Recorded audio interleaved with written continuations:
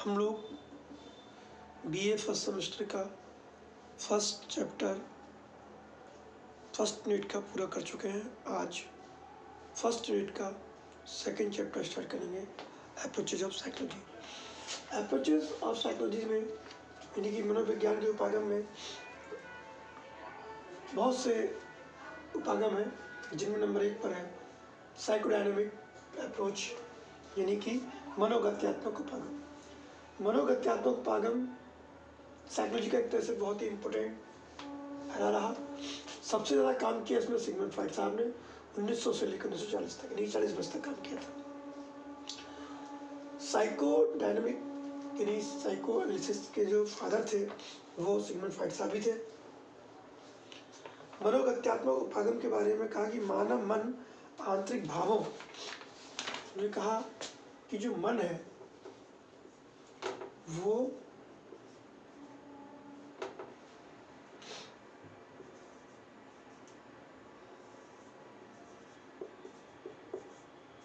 आंतरिक भावों,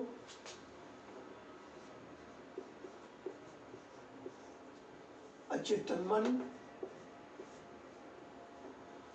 आदि के आधार पर मानव व्यवहार की व्याख्या करता है।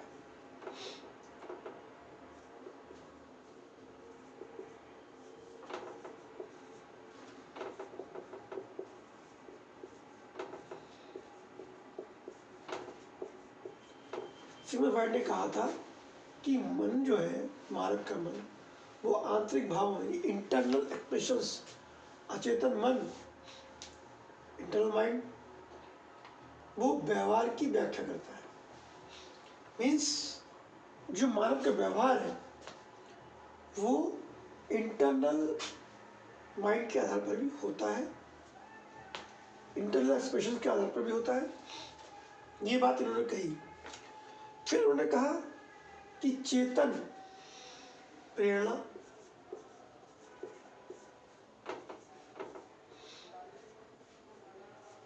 चेतन प्रेरणा यानी कॉन्शियस मोटिवेशन, कॉन्शियस में रहकर मोटिवेशन किसी भी तरह का मिल रहा है वो चेतन प्रेरणा कहलाता है। और अचेतन प्रेरणा, जैसे चेतन प्रेरणा उसी तरह अचेतन प्रेरणा भी है।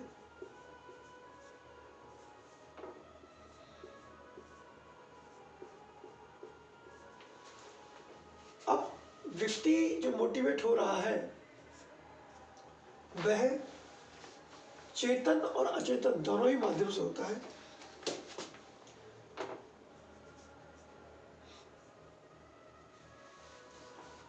अब हम कहें कि नहीं साहब केवल चेतना अवस्था होती है, व्यक्ति कॉन्शियस होता है तभी वो प्रेरित हो पाता है, नहीं, अचेतन की अवस्था में होता है। ये बात किसने कहा था? फ्रॉइड साहब ने। अब वो ये कह रहे हैं कि ये डायनामिक स्थिति है, इनका जो संबंध है वो डायनामिक है, डायनामिक रिलेशन है। मीन्स फिक्स नहीं है, कथ्यात्मक है। स्थिति के अनुसार वह संबंध बदल जाता है। सिगमंड फ्रॉइड साहब का ये जो स्टडी थी बहुत ही ज़्यादा लोकप्रिय रही। उसी क्रम में हम देखेंगे कि इनके लिए अमेरिका में व्यवहारवाद का बोलबाला था। जिस टाइम में व्यवहारवाद का बोलबाला था, कहाँ पे? अमेरिका में।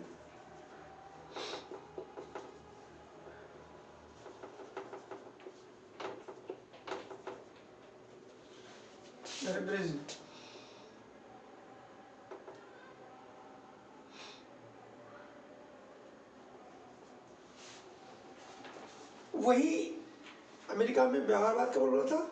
और वहीं आप देखेंगे यूरोप में, कहाँ पे? यूरोप में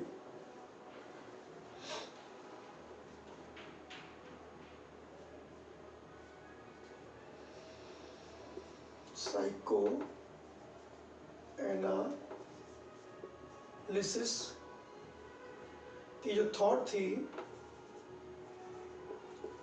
साइकोलॉजिस्ट के थॉट्स की धूम थी। सोचो, अमेरिका में चल रहा था जो व्यवहारवाद का,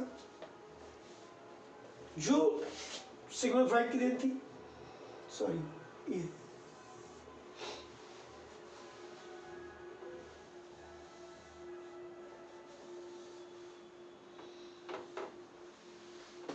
अमेरिका में चल रहा था क्या, अमेरिका में बिहेवियरिज्म जब टॉप पर था उस समय यूरोप में साइकोएनालिटिक थॉट्स का धूम थी। अब ये जो साइकोएनालिटिक थॉट थे इनमें जो बात चली किसकी चली, प्रायोगिक अध्ययन की।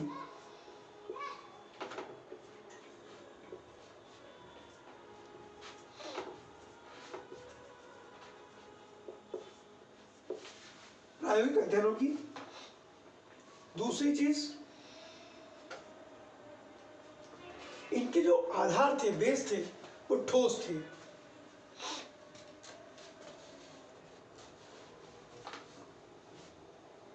लेकिन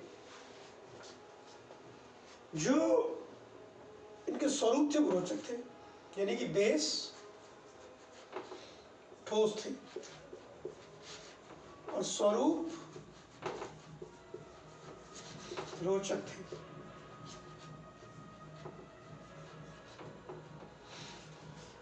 जिस कारण से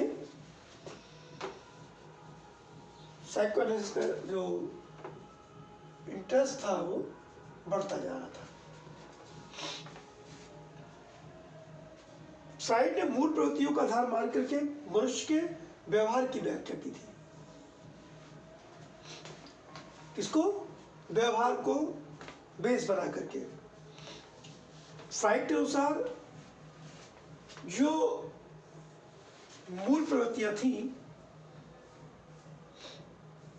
क्या थी? मूल प्रवृत्तियां।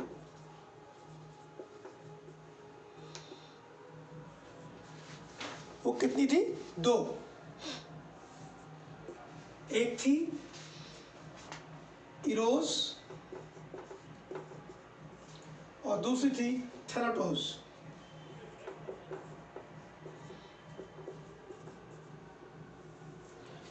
इरोस थी जीवन काल से संबंधित और थैनाटोस थी मृत्यु से संबंधित। जो सिग्मंड फ्राइड का काम था उसमें उन्होंने कहा कि भाई जो मनुष्य का व्यवहार है वो जन्मजात मूल प्रवृत्तियों के आधार पर होता है, यानी कि इरोस के आधार पर होता है। और मूल प्रवृत्तियां प्रायः अचेतन स्वरूप में होती है। जो मूल प्रवृत्ति है वो नजर नहीं आती, अचेतन होती है, अनकॉन्शियस में होती है। फ्राइड ने चेतन प्रक्रमों से आज से बताया कि भाई विचारों का क्या था? विचार।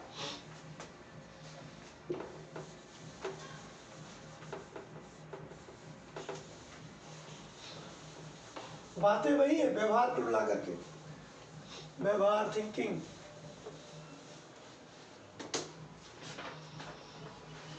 कि भाई थॉट्स होते हैं,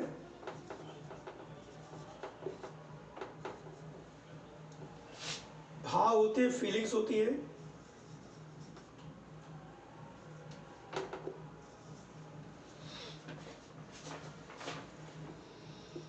इच्छाएं होती हैं,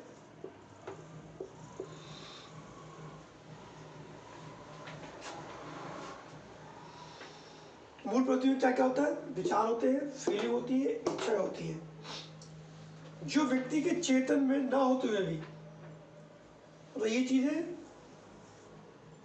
कॉन्शियस में नहीं है, कॉन्शियस में नहीं है, फिर भी उसके व्यवहार को प्रभावित करती है। किसको प्रभावित करती है? व्यवहार को।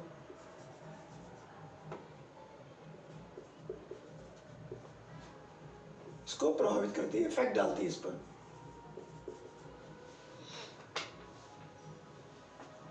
और ये नहीं हल्का फुल्का, ये चीजें कॉन्शियस में होने के बावजूद इसे पूरी तरह प्रभावित करती है। जैसे व्यक्ति की चेतना सीमा में ना होते हुए भी इनके व्यवहार को व्यापक रूप से प्रभावित करते हैं। भाई कॉन्शियस में है, होशो हवास में है, तो व्यवहार प्रभावित होगा। बट ये नज़र नहीं आती है क्योंकि इच्छा भी नहीं दिखती, फीलिंग भी दिखती, थॉट्स भी नहीं दिखते, लेकिन है होशो हवास में, इसलिए ये इसे प्रभावित कर रहा है। और ये जो चीज़ें अगर अचेतन के स्टेज में भी है तब भी व्यक्ति को प्रभावित करती है, ये आप जान लीजिए। फ्राइड ने कहा था कि मनुष्य की ऐसी इच्छाएं या भावनाएं जो प्रारंभ में दमित या दंडित होती है, जैसे कहा दमित या दंडित। अब एक चीज जान लो, जब कोई चीज हम डांटेंगे या दंडित करेंगे तो वो व्यक्ति के अनकॉन्शियस में पहुंच जाती है वो चीज़ बच्चे के, और जब वो अनकॉन्शियस पहुंचती है तो कभी ना कभी तो उसको रिकॉल करेगा। जब वो रिकॉल करेगा तो उसके व्यवहार को प्रभावित करेगा। ये उन्होंने कहा कि भाई मनुष्य की ऐसी इच्छाएं या भावनाएं जो प्रारंभ में दमित या दंडित कर दी जाती है, वे चेतन सीमा से निकलकर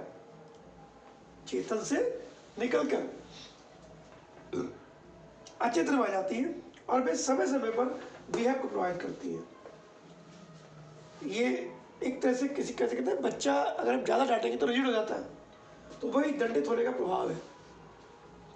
हम सीधे कहते हैं हमने कुछ भी नहीं कहा, बच्चे ने हमको प्रक्रिया दी नहीं, हाँ आपने कुछ कहा, वो उसके अनकॉन्शियस में गया, उसका इफेक्ट उसके व्यवहार पे पड़ता है। आगे फ्राइड साहब कह रहे हैं कि ऐसी अचेतन भावनाएं सपनों को, ड्रीम्स,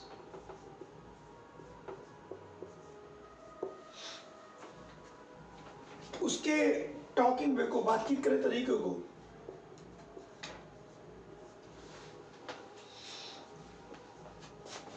और व्यवहार को, मनस्तापी स्थितियों को, न्यूरोटिक स्टेज को,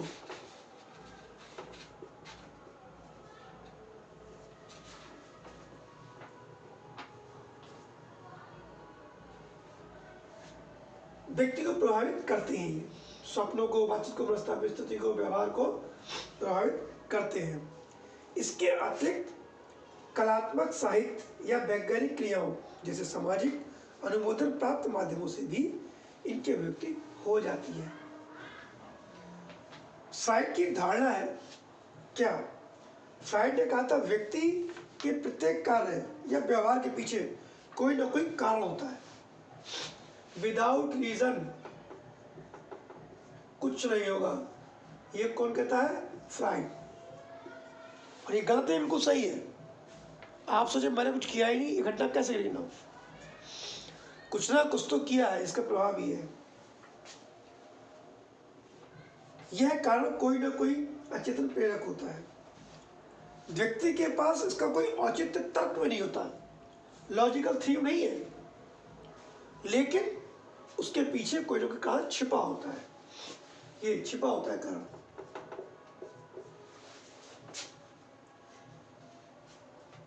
अर्थात मानव व्यवहार के प्रति उसका नकारात्मक दृष्टिकोण रहा होगा।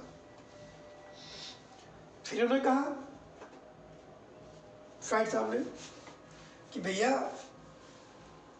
जो व्यवहार हो रहा है उसमें यौन आकर्षण, क्योंकि इरोज का ही मामला है, जीवन मूल प्रवृत्ति का,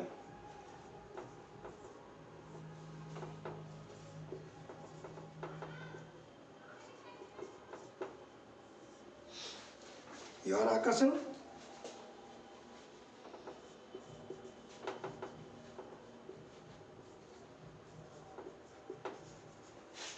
और दूसरा बताया उन्होंने आक्रामकता यानी कि एग्रेशन।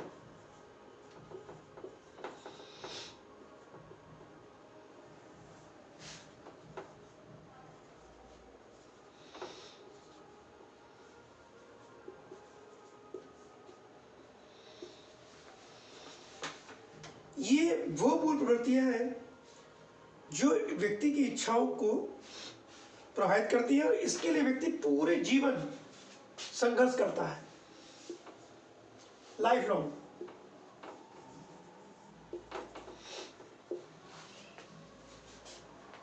मीन्स आक्रामकता एक मुख्य मूल प्रवृत्ति मानी है। भाई आप ये क्यों भूलते हो कि आक्रामकता बच्चे में नहीं होती? बच्चे में भी होती है, बड़े में भी होती है, हर एज में आक्रामकता होती है। मीन्स ये दोनों क्रियाएं हर अवस्था में उपस्थित हैं। उन्होंने कहा इसको दूसरे रूप में कि वे मनुष्य शांतिपूर्ण व्यवहारों के प्रति होते हैं, वे निराशावादी विचार रखते हैं। मीन्स एक लथार्जिक टाइप के। शांतिप्रिय वही तो होगा जो आपने कुछ भी कह दिया, अडॉप्ट कर लिया उसको, गलत का तब भी स्वीकार है, सही है तब भी स्वीकार है। तो जो व्यक्ति प्रतिक्रिया नहीं दे रहा है, गलत को भी स्वीकार करे, सही को भी स्वीकार करे, तो ऐसा व्यक्ति निराशावादी कहलाता है। अब आप देखेंगे कि ये जो फ्राइड साहब थे,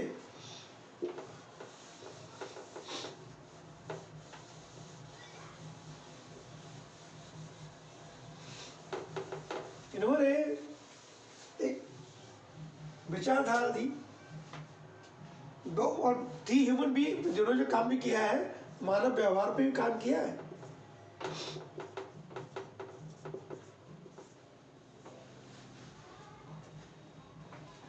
एक मौलिक विचारधारा प्रोत्साहित क्यों करने का प्रयास किया, परंतु आधुनिक तत्कालीन मनोवैज्ञानिक इनके विचारों से असहमत रहे। देखो जब व्यक्ति कोई काम करता है तो उसकी विरोध भी होता है। उसी तरह जो इनके तत्कालीन मनोवैज्ञानिक थे वो इनके विरोधी भी रहे और इनसे सहमत नहीं रहे। उन्होंने अनेक मनोवैज्ञानिक इस तरह के तक सहमत नहीं, चेतन और अचेतन के बीच कोई सीमा रेखा खींची जा सकती है। किसने कहा? जो नए वाले थे।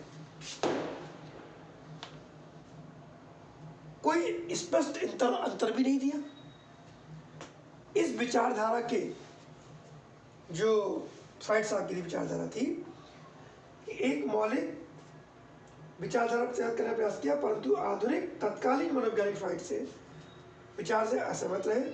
अनेक मनोवैज्ञानिक इस तरह से सहमत नहीं है कि चेतन एवं अचेतन विचारों के बीच कोई सीमा रेखा खींची जा सकती है या उनमें कोई स्पष्ट अंतर प्राप्त किया सकता है। इस विचारधारा के बारे में ये बातें कही। तो सबसे पहली बात जो कही गई वो थी भाई कि विचारधारा आत्मनिष्ठ अवधारणाओं पे आधारित है। जो फ्राइड की विचारधारा थी वो किस पे?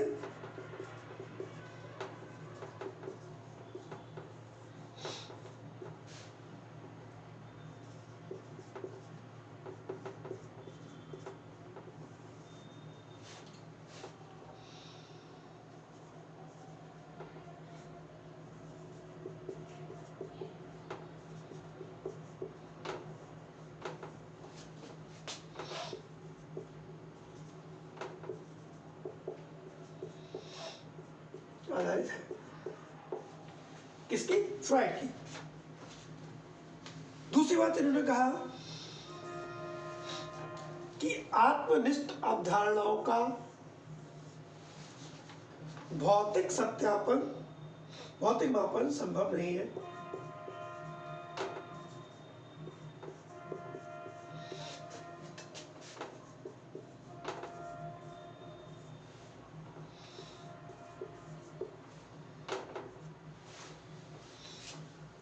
अब ये जो आत्मनिष्ठ अवधारणा का भौतिक मापन संभव नहीं है। फिर तीसरी बात उन्होंने कहा कि आत्मनिष्ठ अवधारणाओं को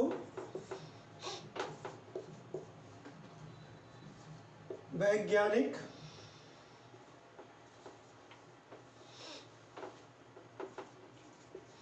नहीं कहा जा सकता। फ्राइड की विचारधारा है कि यौन आकर्षण और आक्रामकता के व्यवहार का मूल कारण माना गया है, यह औचित्य तर्कहीन है।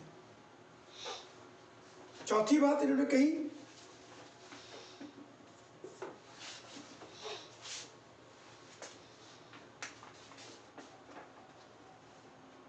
व्यक्ति के अधिकांश व्यवहार ज्ञात कारणों या वर्तमान कारणों से उत्पन्न होते हैं।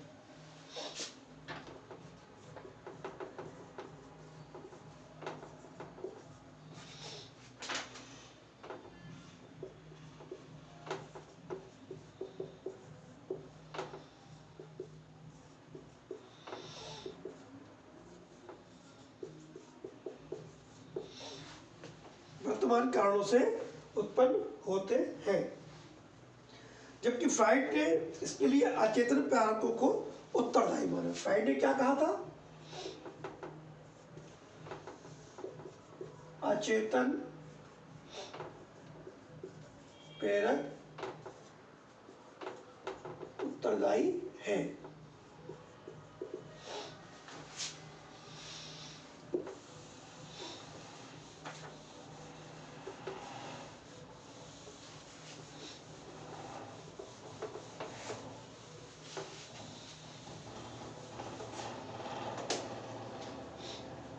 फिर नंबर 5 में उन्होंने कहा कि फ्राइड का दृष्टिकोण मानव व्यवहार के प्रति निषेधात्मक रहा। यह भी एक उचित दृष्टिकोण नहीं था। ये मानव का जो व्यवहार है इसके लिए निषेधात्मक रहा।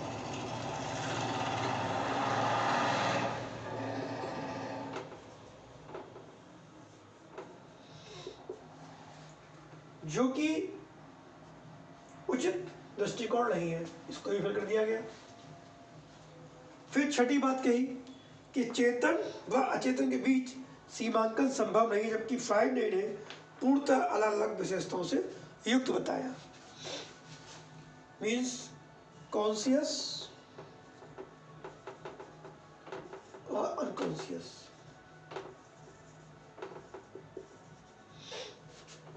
चेतन और अचेतन।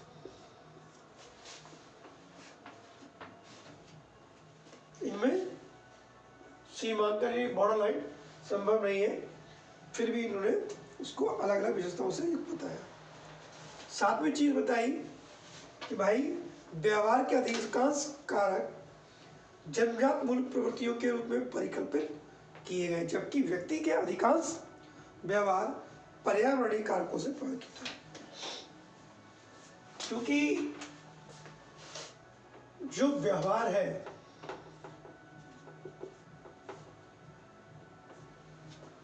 वह जन्मजात भी होता है और कुछ पर्यावरणीय भी होता है।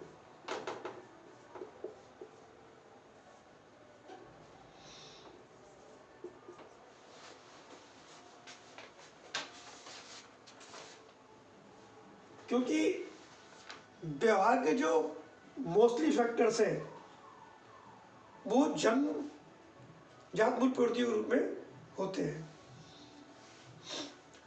इसके बाद इनके इस डायनामिक अप्रोच में फ्राइड साहब के साथ साथ कुछ और लोग भी थे जिन्होंने एक अच्छा काम किया।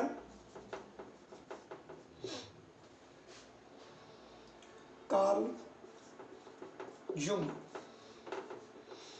1912 में थे। दूसरे थे मेलानी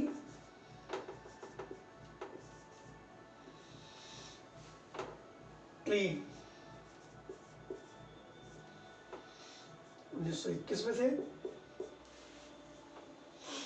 एडलर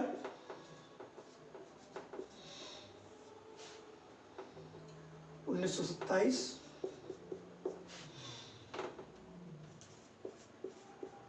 अन्ना फ्राइड 1936। ये फ्राइड साहब की बेटी थी अन्ना फ्राइड। और इरिक्सन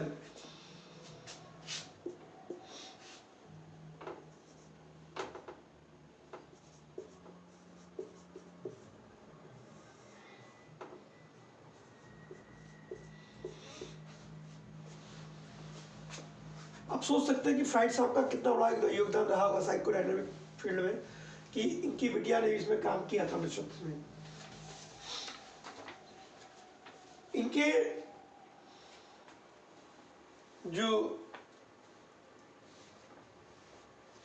इनके समकालीन लोग थे, इनमें कार्ल जूंग जो महोदय हैं, अब हम इनके काम की चर्चा करते हैं।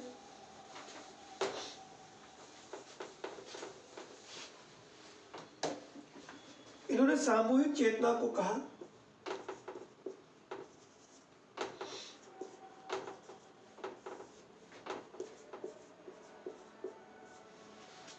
कि सामूहिक चेतना में बल दिया और कहा कि मनुष्य परस्पर जुड़े हुए होते हैं। यह विशेषता पूर्व जो विद्यमान उभयनिष्ठ विशेषताओं के कारण संभव होती है। ये जो रिलेशनशिप है इसके कारण उभयनिष्ठ है, रिश्ते नाते ही मान सकते हैं हम लोग। जुंग मनोविश्लेषणात्मक मनोविज्ञान की स्थापना की। इन्होंने